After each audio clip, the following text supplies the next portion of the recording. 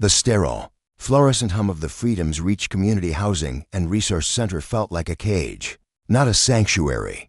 Exhausted families, their faces etched with worry, navigated the cramped waiting area, their whispers a low, anxious tide. Behind the chipped laminate counter, Mr. Harrison, a man whose tie seemed perpetually too tight, offered a strained, apologetic smile. His nameplate read Harrison, Intake Coordinator. Dr. Lena Mev stood before him, her knuckles white as she gripped a worn folder. She was bone-weary, her spirit heavy from a week spent battling eviction notices and bureaucratic red tape. Her phone screen glowed, a lifeline to a community in crisis. "Confirmation for Unit 307, Lena stated, her voice firm despite the tremor of fatigue. "Approved. Paid in full for emergency relocation." Harrison adjusted his tie, his gaze flickering. "Yes, Dr. Mev, I see that. But there's been an unforeseen complication." Beside her, a tall man, quiet as a shadow, stood, Elijah Eli Vance. His worn jacket and steady eyes spoke of battles fought, not won. He placed his own phone on the counter, displaying the identical unit number, the same pre-approval code. Harrison's smile vanished. "It appears the system. Double allocated Unit 307, Harrison stammered. Lena blinked. Then fix it. Assign me another unit." Harrison sighed, a sound of systemic defeat. "We're at critical capacity, Dr. Mev. Every available unit in the city is occupied." Lena's voice sharpened, a blade cutting through the air. "So what do you suggest we do, Cher?" Harrison offered a small, nervous laugh. "It's just for the night, until we can re-evaluate. I'll ensure you both have separate access cards, a temporary measure." Lena turned slowly towards Eli, her eyes scanning him. His face was unreadable, but his voice, when he spoke, was a low, steady current. "If you're okay with it, Dr. Mev, I am." He said it simply. She studied him, unsure. There was an unyielding strength in his posture, a quiet dignity that resonated. But still, he was a stranger, another hurdle. "Fine," she said after a pause. "But I expect this resolved by morning." Harrison handed them each an access card. "Of course, Dr. Mev. I'll call you the moment a new unit becomes available." They walked to the elevator in silence. The metal doors hissed shut, and for a moment, only the soft hum of the machinery filled the space. Lena stared at the floor numbers, refusing to meet Ellie's reflection in the mirrored walls. He stood straight, hands in his pockets, a solid, unmoving presence.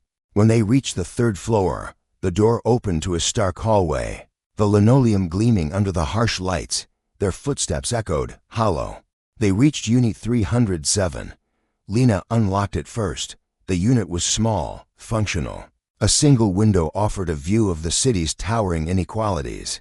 A twin bed, neatly made, and a small, worn armchair near the window. But the starkness did nothing to ease the tension.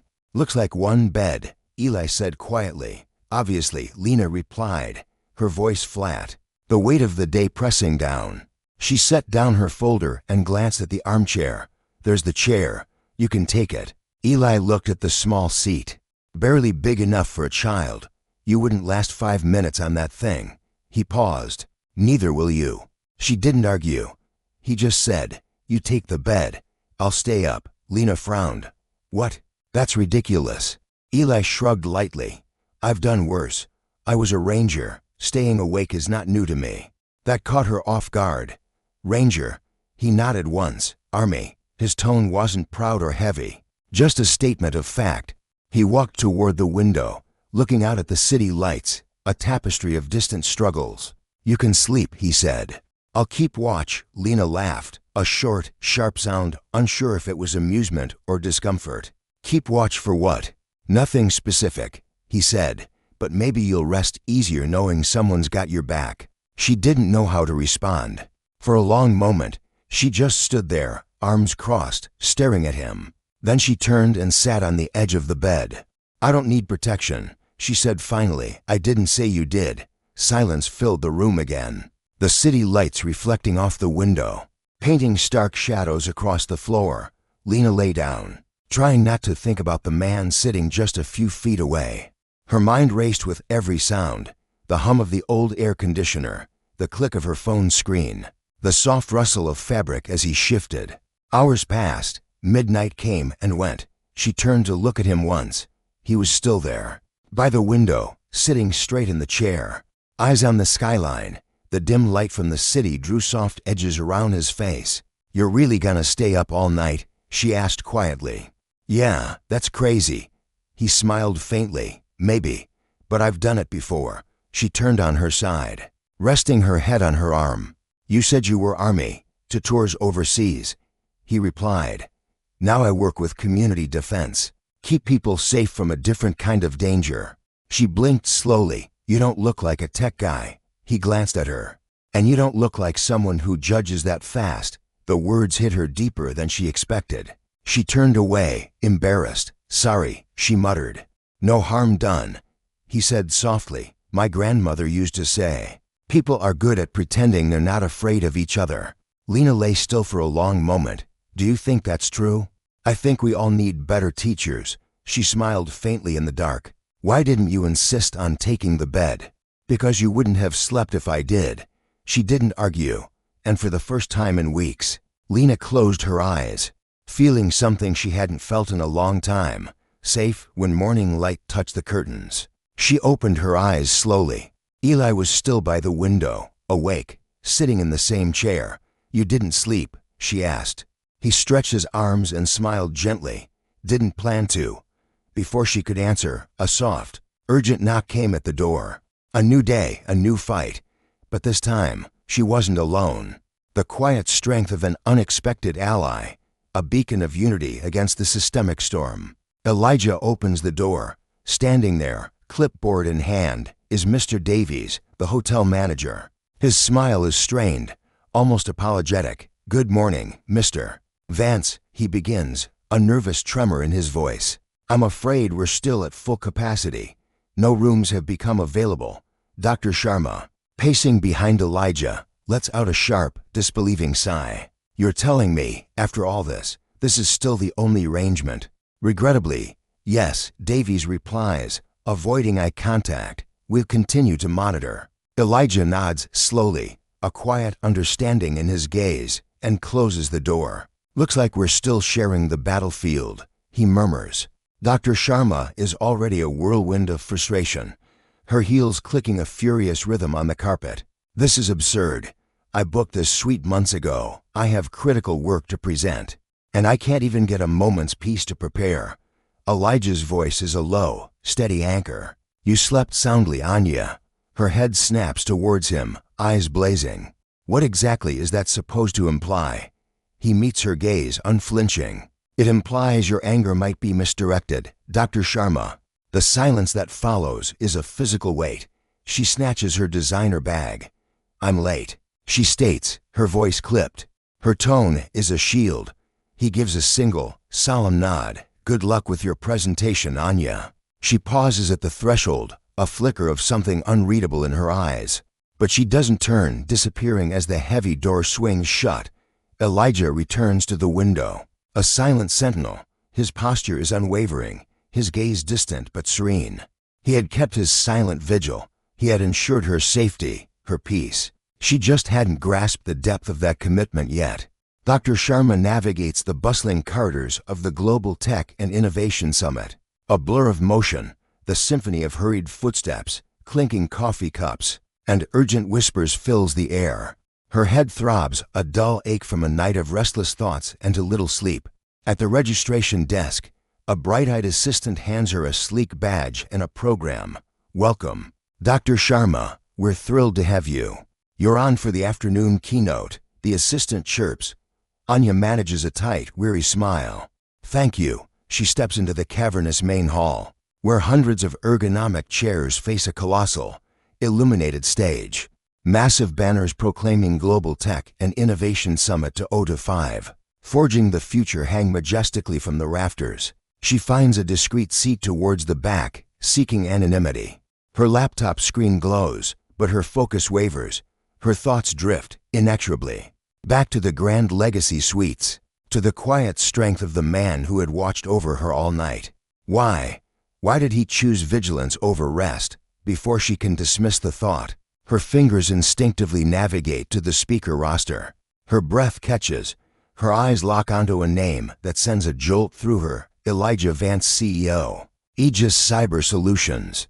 Her heart hammers against her ribs. He wasn't just a former military operative. He was a titan in his field, a keynote speaker at the summit. When his slot arrives, Anya lifts her gaze, a new intensity in her eyes. Elijah Vance strides onto the stage. He wears a tailored charcoal blazer, a crisp white shirt. No ostentatious jewelry, no flashy accessories, just an undeniable aura of quiet power, a confidence forged in purpose. He adjusts the microphone, his voice resonating with a deep, unwavering calm. We don't traffic in fear, we forge trust. My company safeguards the unseen, protects those who may never know our vigilance. And that, to me, is the truest measure of success. The vast audience leans in, captivated. His tone is measured, yet carries the weight of conviction. He speaks of digital sovereignty, of ethical innovation, of the moral imperative to do right, even when no one is watching. Anya finds herself unconsciously leaning forward, her fatigue forgotten. Then, a sneering voice slices through the air from the front row. A question, Mr. Vance. It's Senator Thorne, a notorious figure known for his sharp tongue and sharper ambition. His voice drips with condescension, a smug smile playing on his lips. When you're vying for those lucrative contracts, do you ever find that image tends to overshadow actual capability? A ripple of uncomfortable laughter spreads. The question isn't innocent, it's a thinly veiled barb, cloaked in fox curiosity, but steeped in blatant disrespect. Anya's jaw tightens, a cold fury rising within her. She sees the same unshakable calm in Elijah's eyes as he regards Senator Thorne. Senator, Elijah responds, his voice still even. I believe performance transcends perception. My clients don't engage me for optics. They engage me to solve problems. A stunned silence hangs in the air. Then a smattering of applause breaks out, growing steadily. Anya feels a fire ignite in her chest. She rises, her voice cutting through the murmurs. Clear and resonant. If image is the sole metric of value, she declares, her words echoing to the furthest rows, then perhaps some of us need to reevaluate our definition of professionalism. Mr. Vance has delivered more substance in 10 minutes than this entire morning's panel combined. Heads whip around, gasps ripple through the crowd. The moderator blinks, stunned. Senator Thorne's smug smirk evaporates, replaced by a scowl. Elijah's gaze finds hers across the vast hall. There's no anger, only a profound surprise, perhaps even a flicker of gratitude. When the session concludes, the applause is thunderous. As the crowd disperses, Elijah passes her row. He offers a subtle, almost imperceptible nod, a silent acknowledgement, a shared moment. Anya returns it, a wordless understanding passing between them. The rest of the summit passes in a haze for Anya. She stays for lunch, feigning interest in her emails. But her mind is miles away, replaying the harsh words she'd flung at Elijah that morning. A heavy weight of guilt settles in her chest. That evening, as the sun dips below the horizon, painting the sky in hues of molten gold, she returns to the Grand Legacy Suites. The elevator ascent feels interminable. Her heart thuds a frantic rhythm as she stands before their shared door. For a fleeting second, she considers retreat, but she doesn't. The lock clicks. The suite is bathed in the soft, muted light of dusk. Curtains drawn halfway. Elijah is there, on the plush couch. His laptop open. He looks up slowly, his expression unreadable. Didn't expect you back so soon, he says, his voice a calm current. She steps inside, the door closing softly behind her. Didn't expect to see you commanding a stage, either, she replies, clutching her bag. A faint smile touches his lips. I suppose we both have a knack for the unexpected. She places her bag down, moving towards the minibar. You were incredible today. Thank you, he says, closing his laptop with a soft click. You didn't have to stand up for me like that. I wanted to, she counters, turning to face him. You didn't deserve that insult. He leans back, observing her. You didn't have to speak up, but I'm profoundly glad you did. She looks down, her gaze fixed on the intricate carpet pattern. I was out of line this morning. I know, he says softly. She raises an eyebrow, a hint of a smile playing on her lips. You're not going to make this easy for me, are you? Nope. She lets out a soft, genuine laugh, shaking her head. Fair enough. A comfortable silence settles between them, warmer, more understanding than before. Anya kicks off her heels, sinking onto the plush carpet near the window. Elijah moves, settling across from her, the small coffee table a silent bridge between them. They order simple takeout, sharing stories and quiet laughter as they eat from the containers on the floor. The muted glow of the television casts a gentle light, a silent witness to their newfound connection. After a long silence, Alara's voice was a fragile whisper. I used to believe success was the cure for everything, that if I just worked harder, people would finally see me, respect me.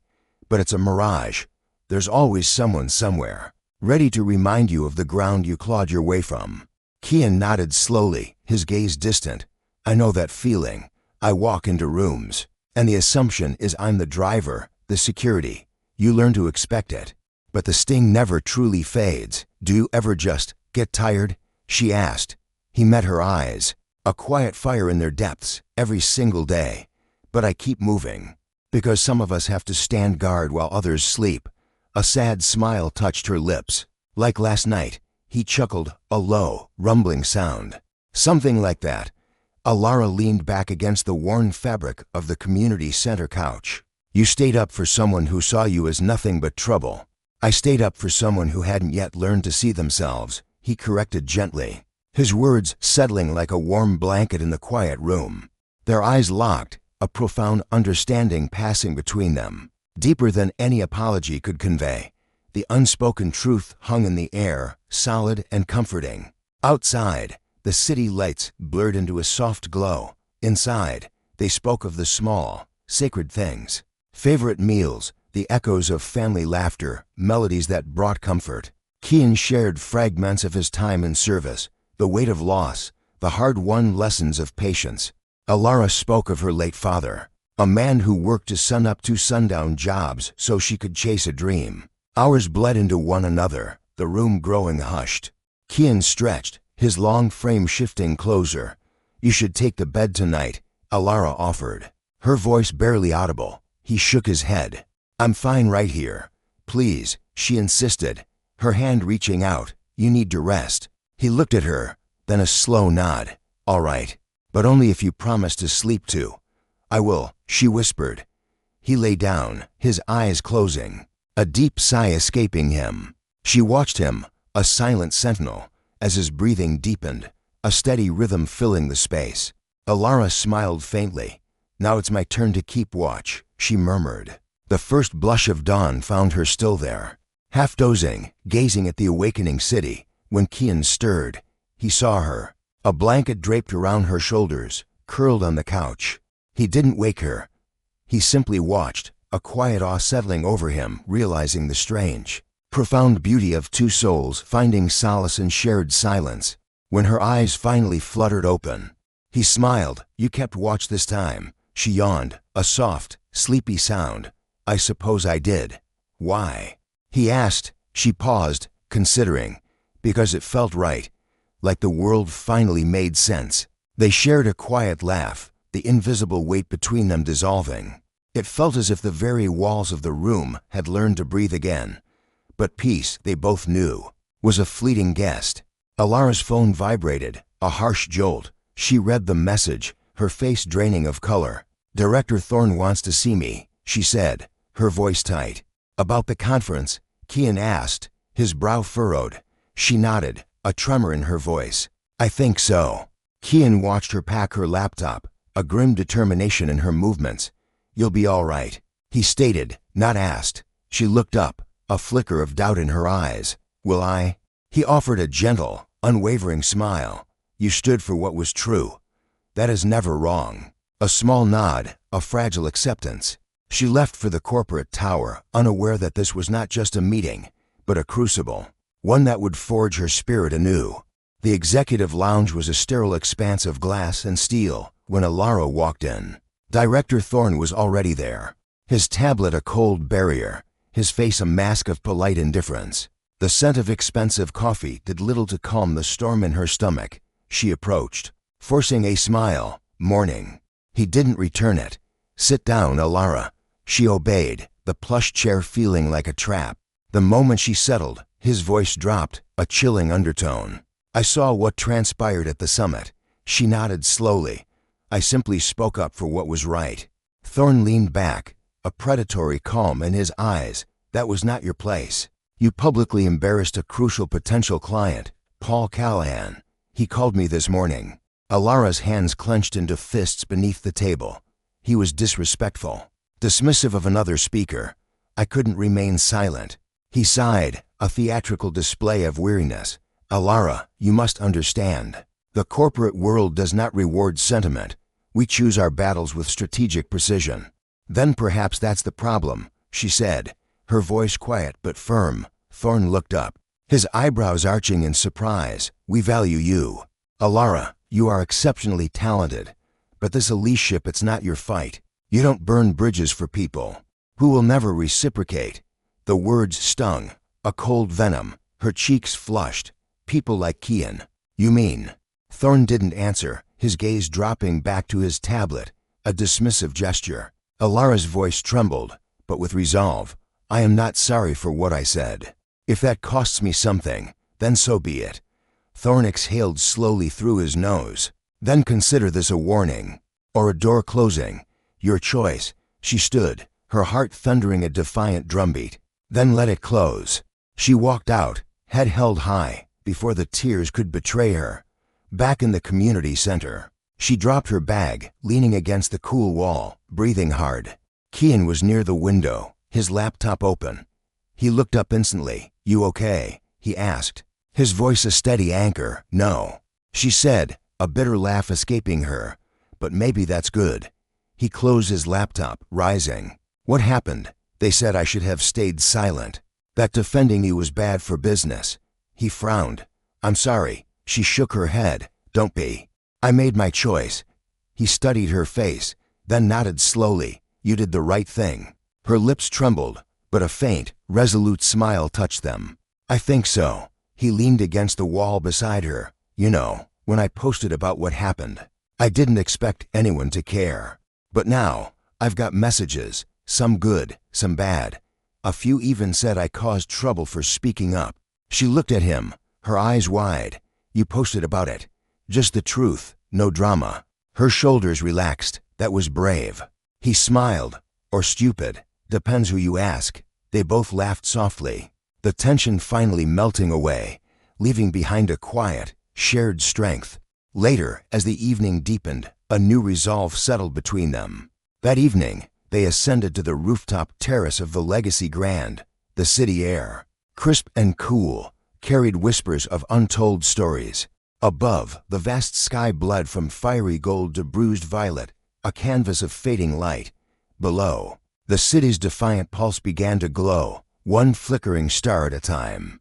Elijah leaned against the ornate railing, his jacket a dark silhouette against the twilight. "Do you ever feel," he murmured, the wind catching his words, "like some meetings are predestined, even when the world tries to keep you apart?" Amara turned, her gaze meeting his, a strand of hair dancing across her cheek. "Perhaps," she whispered, "but I am profoundly grateful we did." A faint, knowing smile touched his lips. "You possess a rare courage, Amara. Not the kind taught in textbooks, but the kind forged in the crucible of loss." And still standing, she looked away, a lump forming in her throat. "And you," she countered, "you carry a profound peace, the kind that makes others feel safe, even when the world around them crumbles." He chuckled, a low, resonant sound. "That's not peace, Amara. That's practice, years of it." They stood in a shared silence, the wind a gentle caress, the city's distant hum a lullaby of resilience. Mr. Thorne called again. Amara broke the quiet, her voice barely a whisper. "He offered me the promotion." Elijah's eyes, dark and steady, met hers. "That sounds like good news." She shook her head slowly, a bitter truth in her gaze. "He said it's mine only if I silence my voice." He called it risky optics. Elijah's laugh was a dry, knowing rasp. "Sounds familiar." "What did you tell him?" A faint, defiant smile touched her lips. I told him no. I'd rather stand jobless than be rendered voiceless. He stared at her, a long, silent moment stretching between them. Then a slow, deliberate nod. A quiet, profound respect shone in his eyes. You made the only call, Amara. The right one. The breeze strengthened, carrying the faint, defiant hum of the city below. Amara felt her heart steady, a new, unshakable strength blooming within her. Do you ever think, Elijah began, his voice soft, that perhaps we were meant to be double-booked, that it was for a reason beyond our understanding? She laughed, a quiet, disbelieving sound. It certainly didn't feel like it at first, but now she met his gaze, her voice dropping to a low, resonant tone. Now it feels like I was meant to be in that room, with you. He smiled, a genuine warmth spreading across his face. No one's ever said that to me before. Then it's about time someone did. For a timeless moment, their eyes held a silent conversation passing between souls. Then, slowly, as if drawn by an invisible current, they stepped closer. His hand, warm and gentle, brushed her arm. Her fingers found the rough fabric of his jacket. A soft, profound kiss followed, warm, real. A sanctuary from the world's clamor. No fear, no rush. Just peace. The next morning, the world felt reborn. They met for breakfast at the Beacon Diner across the street, the air thick with the comforting aroma of pancakes and fresh brewed coffee. Brenda, the diner's owner, a woman with eyes that had seen much and still held kindness, greeted them with a knowing smile and poured steaming coffee into their mugs. "Y'all ready to order, darlings?" she asked, her voice a warm embrace. Elijah grinned. "Pancakes for me, Brenda, extra butter, please." Amara smiled, a genuine, unburdened light in her eyes. "And scrambled eggs, please." Brenda nodded, a silent blessing, and moved away. The small table felt like the center of the universe, the air around them, wide and calm. I used to believe places like this, with this much heart, simply didn't exist anymore, Amara said, stirring her coffee. "They exist," Elijah countered softly. "We just forget we belong in them. Forget our right to claim that space." She looked at him, a thoughtful, almost reverent expression on her face. "I judged you the moment I saw you." He didn't flinch, his gaze unwavering. "Not because I hated you," she clarified, her voice soft with regret, "but because I didn't know better. I was blind to the strength beneath the surface." He nodded slowly.